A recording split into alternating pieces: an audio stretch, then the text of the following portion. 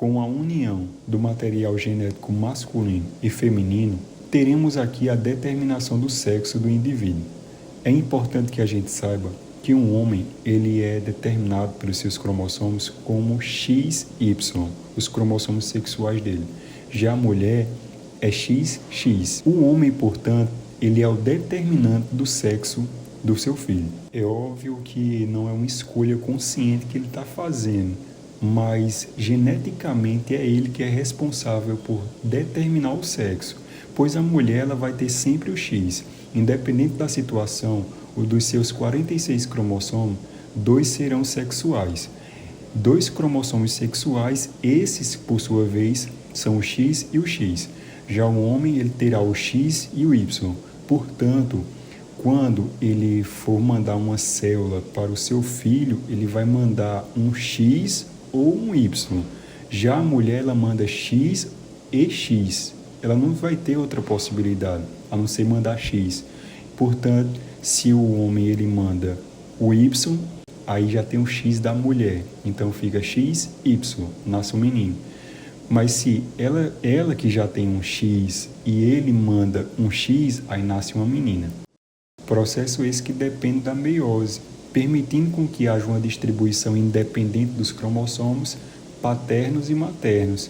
Existe a crossing over. A crossing over é o que vai garantir uma maior variabilidade genética no indivíduo.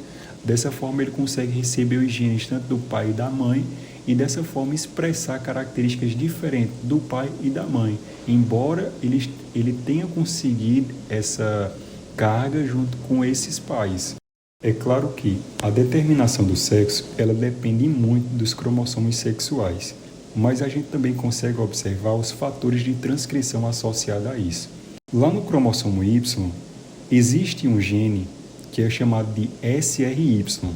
Esse gene, por sua vez, localizado no braço curto do cromossomo Y, ele é responsável por induzir a formação de um hormônio chamado de hormônio antimileriano. O hormônio antimileriano, esse por sua vez, acaba inibindo a formação dos ductos de Miller, que é quem vai formar o aparelho genital feminino. É claro que esse gene também não trabalha só na determinação do sexo, na determinação e na formação da estrutura do sistema reprodutor. Existe também um gene chamado de SOX9, que está relacionado ao gene SRY, que ele é uma proteína necessária para a diferenciação das gônadas masculinas. Ele vai acabar induzindo a transcrição do que a gente chama como hormônio antimileriano. A partir dessa transcrição, da expressão desse hormônio antimileriano, tem como objetivo induzir a inibição da formação dos ductos de Miller e, consequentemente, permitir com que os ductos de Wolff, esse por sua vez, seja desenvolvido. O gene WT1 também é essencial para que a gente tenha a morfogênese do trato genital, ou seja, ele é um gene que está presente nas gônadas indiferenciadas. Portanto, ele tem como objetivo tanto originar os ductos mesonéfricos, que é o de Miller, assim como os paramesonéfricos, que é o de Wolff. Ou seja, ele vai originar tanto as gônadas femininas quanto as gônadas masculinas. Já o SF1, esse por sua vez é um fator de transcrição nuclear, que atua na esteroidogênese, processo em que culmina na formação dos hormônios esteroides, como cortisol, estrogênio, progesterona, testosterona, estão associados a isso. E é claro que ela vai, portanto, estar tanto associada aos ductos paramesonéfricos quanto os mesonéfricos. Já o DAX1, esse é um tipo de gene que está localizado no cromossomo X e ele está relacionado principalmente ao desenvolvimento dos ductos de Miller. Como resultado desse processo de fecundação, teremos a ativação metabólica do óvulo, que inicia a clivagem do zigoto, o óvulo secundário a completar sua segunda divisão meiótica, assim como a restauração do número diploide do zigoto, pois a gente observou que houve a união da célula masculina e feminina, que era um haploide, e, portanto, com a formação do zigoto, se tornou diploide. Determinou-se o sexo cromossômico do embrião e houve também a variabilidade da espécie, que permitiu também o processo de perpetuação dessa. Nessa imagem eu trago justamente a tuba uterina. A gente já falou anteriormente dela, mas aqui eu acho que vai ficar um pouco mais simples para a gente compreender o processo. Pois a gente tem a gônada feminina, que aqui no caso é o ovário, que vai ser responsável pela liberação do óvulo secundário. Esse óvulo secundário ele vai acabar entrando na tuba uterina através do infíbulo, que tem essa estrutura parecendo um funil. Com isso, o óvulo secundário vai se dirigir até a região da ampola e lá na região da ampola ele vai aguardar até que o espermatozoide chegue. O espermatozoide, por sua vez, ele vai se deslocar do útero até a região da ampola, fecunda, e com o processo de fecundação, ele vai começar a passar por diferentes estágios. Lá na região da ampola, com o zigoto formado, ele vai se dirigir dessa região até o útero. Assim, ele passa por sucessivas clivagens, que são processos mitóticos que permitirão a formação do blastocisto. Nesse sentido, essa célula, o zigoto, vai caminhar para o útero e vai passar por divisões mitóticas. Essa divisão mitótica consiste em estágios 2 células, 4 células, 8 células, 12 a 32 células, ela já é conhecida como mórula. Mas o que acontece é que no estágio de 8 células acontece um processo importante. A compactação, que se dá em decorrência da presença de glicoproteínas adesivas junto ao blastômero. Blastômeros são as células que estão constituindo essa nossa célula. Estão, portanto, passando por divisões que estão mantendo a proporcionalidade em seu tamanho, ou seja, não muda de tamanho a célula em si, ela continua envolta pela zona pelúcida, mas não muda de tamanho. Mas o número de células existente ali dentro dela acaba mudando, acaba aumentando. Conforme ela se chega, portanto, nesse estágio de 8 células, ela vai sofrer esse processo de compactação que vai garantir com que a gente tenha, mais tarde, a formação do trofoblasto e também do embrioblasto. Junto a esse processo, também é importante mencionar que ocorre a cavitação. A cavitação, ela consiste justamente no processo de fazer com que haja uma formação de uma estrutura oca, que é justamente onde o embrião ele vai se desenvolver posteriormente. Já no estágio de 12 a 32 células, a gente teremos a formação da mórula. E a mórula, por sua vez, uma estrutura oca sólida, vai ser responsável por fazer um processo de transição da região da tuba uterina para o útero. No entanto, ela ainda está envolta por aquilo que a gente denominou de zona pelúcida. Essa zona pelúcida, por sua vez, ela vai sim ser perdida. Mas ela vai ser perdida quando? Quando a nossa mórula entrar dentro do útero. Ao chegar no útero, ela também recebe um novo nome. Ela não é mais chamada de mórula, ela é chamada de blastocisto. E o blastocisto, por sua vez, devido a um influxo, ou seja, a entrada do líquido uterino, começa a fazer com que haja a ruptura dessa zona pelúcida e ela começa a ser quebrada. Conforme ela vai se desfazendo, a gente tem ela se livrando dessa zona pelúcida e ficando, portanto, com a estrutura conhecida como blastocisto. O blastocisto, por sua vez, possui células que a gente denomina de embrioblasto e também trofoblasto. O trofoblasto é as células que vão ficar organizadas mais perifericamente, enquanto que o embrioblasto ele é um aglomerado de células que foram originadas devido àquele processo de compactação lá no estágio de 8 células que me permitiu a formação dessa estrutura. Observe nessa imagem que houve também a formação de uma cavidade. Essa cavidade é onde o embrião ele vai se desenvolver, porque é o embrioblasto que vai originar o embrião. Mas é claro que essa organização das células, da compactação, ela também depende da sinalização via Ripple. A via Ripple é uma sinalização que vai acontecer no sentido de organizar as células que vão constituir o trofoblasto, que são aquelas que vão originar os anexos embrionários, e aquele que vai originar o embrioblasto, a massa celular interna, que será responsável pela formação do embrião. Também é importante mencionar aqui que aquele processo em que houve a formação da mórula, a gente chama de morulação.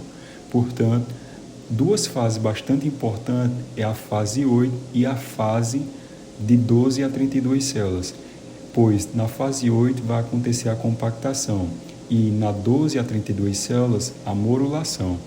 Com a formação do blastocisto, teremos, portanto, essa organização do embrioblasto e do trofoblasto. Só que o que acontece? O embrioblasto dá origem ao embrião, mas o trofoblasto vai dar origem às estruturas anexas do embrião, sendo que esse trofoblasto, por sua vez, vai possuir a camada mais externa e interna. Essa camada externa a gente chama de sinciotrofoblasto, enquanto a parte mais interna a gente chama de citotrofoblasto. A região externa é ela que vai ser responsável por entrar em contato com o endométrio, que é a camada que faz o revestimento do útero, e a partir dali, ao fazer contato com o endométrio, iniciar um processo que a gente chama de implantação, a implantação do blastocisto. Porém, ao fazer esse processo de implantação, ou seja, ao acontecer o contato entre o sinciotrofoblasto e o endométrio, ocorre a liberação de um hormônio chamado de gonadotrofina coriônica humana, também conhecido como HCG. Esse HCG ele vai para a corrente sanguínea da mulher e, por sua vez, o sangue que vai, devido aos processos de filtração nos rins, vai originar a urina. Portanto, testes laboratoriais e teste de farmácia utilizando da urina como indicativo para teste de gravidez vai ser compatível em virtude disso, em virtude da liberação do HCG, em virtude do processo de implantação. É claro que as secreções uterinas também têm um papel fundamental aqui, pois o blastocisto que foi formado, ele ainda assim precisa ser nutrido. Aquele influxo que está entrando dentro dele, ou seja, o líquido que está entrando dentro dele, que vai originar o líquido amniótico, esse, por sua vez, acaba dependendo dessas secreções uterinas para que haja a nutrição do blastocisto e essa degradação dessa ZP, dessa zona pelúcida. Nessa imagem, eu também trouxe uma alusão. A gente pode pensar que o nosso blastocisto ele se assemelha a um bambolê. O que seria esse bambolê? Um bambolê, basicamente, ele é constituído por duas partes, né? Você tem a parte mais externa e tem uma parte mais interna. Quando você põe o bambolê na cintura, essa parte que vai ficar tocando em tua cintura é o citotrofoblasto. A parte que fica voltada ao meio externo, esse é o sinciotrofoblasto. O sinciotrofoblasto e o citotrofoblasto serão fundamentais para o desenvolvimento também das estruturas que a gente chama de anexos embrionários, tais como a placenta. Já o embrioblasto, esse a gente poderia pensar que é uma sacola que basicamente está amarrada nesse bambolê. E essa sacola, ela não está dispersa em várias partes desse bambolê, está em um local fixo, em um local único. E é justamente aí que está a nossa alusão, pois o blastocisto ele possui um aglomerado de células, que é o embrioblasto, essa massa celular que está em um local, que é a parte superior. E a nossa sacola seria amarrada nessa parte superior no sentido de fazer uma alusão a essa estrutura, sendo que esse embrioblasto, por sua vez, acaba se dividindo em duas partes, naquele que a gente denomina de epiblasto e hipoblasto, sendo que a região mais abaixo, portanto, a região que está voltada para o citotrofoblasto, a gente chama de hipoblasto, e a parte que está mais superior, a gente chama de epiblasto. Se a gente fosse pegar a sacola e dividisse no meio, a parte do meio para baixo seria o nosso hipoblasto, do meio para cima, o epiblasto. E qual que é a importância disso? É que a gente pode pensar mais tarde justamente na formação dos folhetos germinativos, que é justamente a ectoderme, a mesoderme, a endoderme, que serão responsáveis pela estrutura trilaminar do embrião. Quando a gente observa o processo de entrada de células do epiblasto dentro dessa sacola, ele começa a se depositar no fundo da sacola. Ele começa, portanto, a conseguir um espaço lá no hipoblasto. Ele desloca o hipoblasto. Essas células que acabaram de entrar e vai ficar alocada no fundo da sacola é a endoderme. As células posteriores que migram formam a mesoderme.